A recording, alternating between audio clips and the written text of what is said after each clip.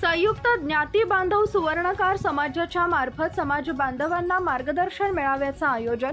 सुवर्णकाम समाजाच्या मार्गदर्शन मेळाव्याला शासकीय अधिकाऱ्यांची हजेरी।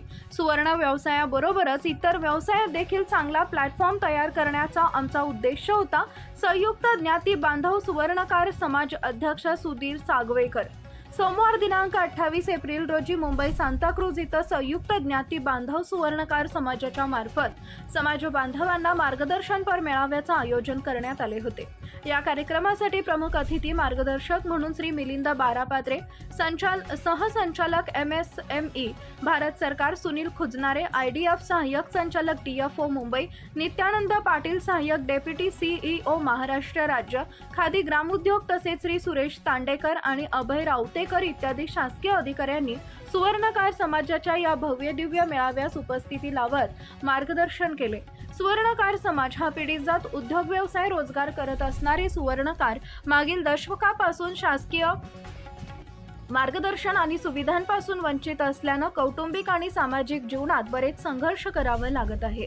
शासकीय मार्गदर्शनाखाली सोनार समाज बांधव यांना उद्योग व्यवसायासाठी रोजगार मिळवण्यासाठी आधार मिळाले तर पुढील पिढीसाठी सोयीस्कर होईल या उद्देशाने प्रमुख पाहुणे यांच्या मार्गदर्शनाखाली कार्यक्रमाचे आयोजन करण्यात आले।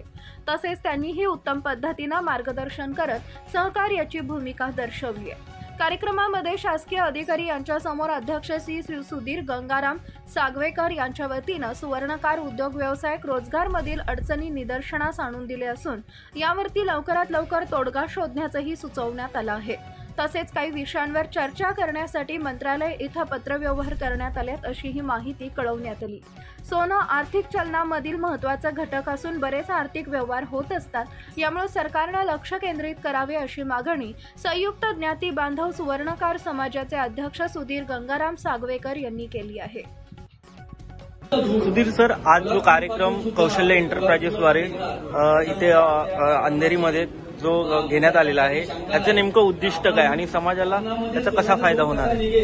या कार्यक्रमाचं उद्दिष्ट समाजापर्यंत ज्या काही समाज बांधवांना नाही आहेत त्याची पूर्वकल्पना देणे। असंच नाही की सोनार उद्योगामध्ये इतर पण वेगवेगळे व्यवसाय आहेत, त्याच्यामध्ये आपण चांगलं प्राधान्य उपलब्ध करू शकतो जर आम्हाला संधी मिळाली तर।